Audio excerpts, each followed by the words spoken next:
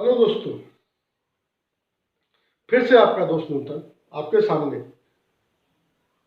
दोस्तों, इसके पहले मैंने आपको कई बार बताया हूँ कि मुझे एस्ट्रोलॉजी के बारे में भी बहुत गहरा नॉलेज है। लेकिन दोस्तों, साथ में मैंने ये बताया कि मैं एक वैश्य हूँ, आई मीन व्यवसायी हूँ।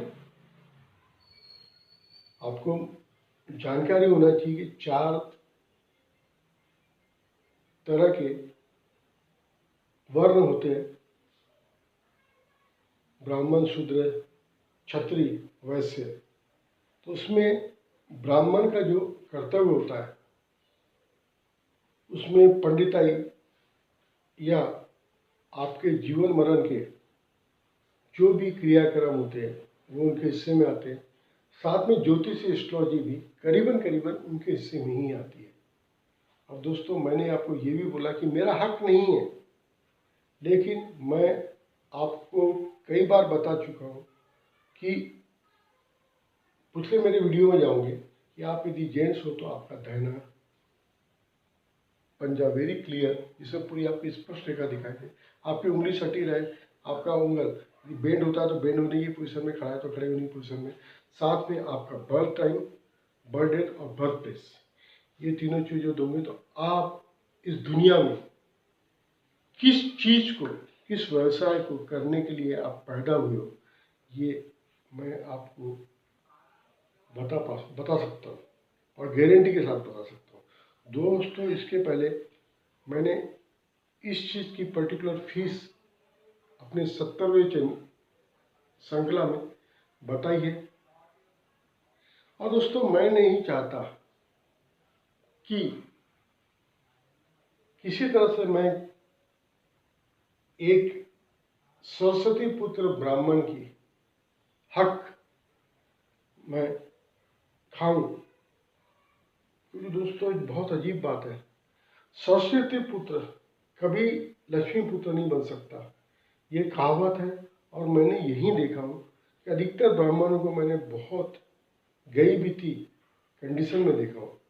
तो दोस्तों, मेरा आज के बाद ये मैं जो प्रतिबंधन अपने फीस का मैं हटा रहा हूँ।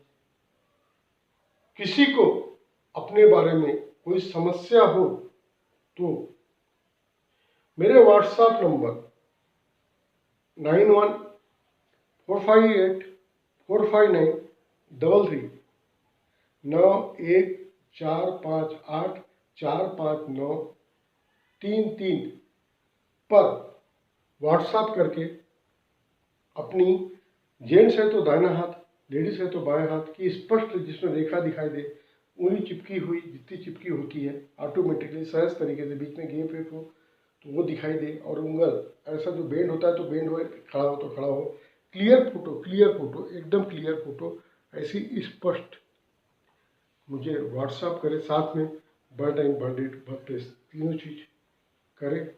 उसके बाद मैं अपने चलते हुए चैनल में, अगली चैनल में वो बंधुओं का नाम सहित उसके प्रेडिक्शन मैं आपको एक एपिसोड में बताऊंगा।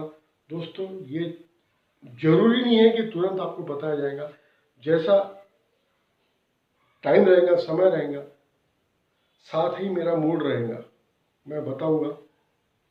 क्योंकि मैं नहीं चाहता कि आप ये महसूस करें कि ये नॉलेज की भी इतनी हाई फीस रख रहा है। दोस्तों, इसके साथ एक छोटी सी कहानी कहता हूँ। एक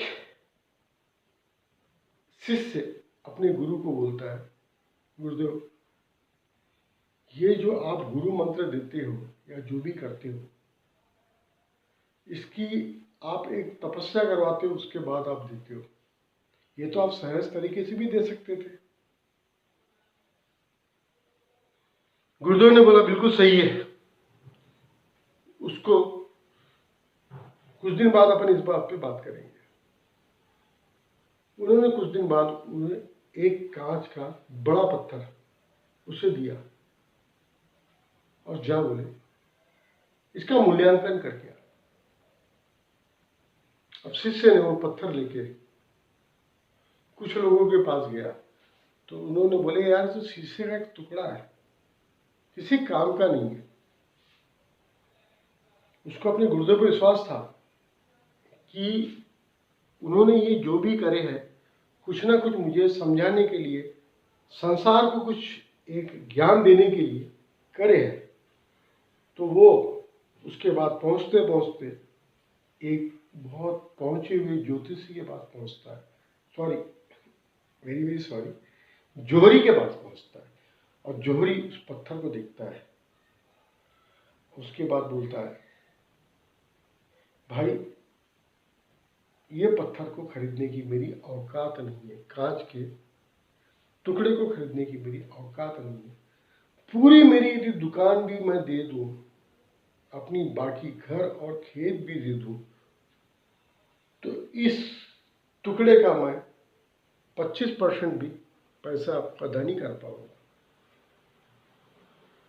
शिष्य को समझ में नहीं आया कि जिसका मूल्यांकन बाकी लोग कुछ कर नहीं पा रहे थे, उसका इतना बड़ा शानदार जोरी इस तरह से मूल्यांकन कर रहा है। तो उसको जोरी ने समझाया कि ये इसका मूल्यांकन इसलिए कोई कर नहीं पाया कि वो इतना बड़ा हीरा, इतना वजनी हीरा है कि इसकी औकात नहीं है किसी को मूल्यांकन करने की। लोग ये समझ ही नहीं सकते कि इतना बड़ा हीरा भी हो सकता है। जब उन्होंने किसी ने इतना बड़ा जब हीरा देखे ही, उसका मूल्यांकन कैसे कर पाएंगे। दोस्तों, शिष्य वापस आता है और रोते हुए सब बातें गुरु को बताता है।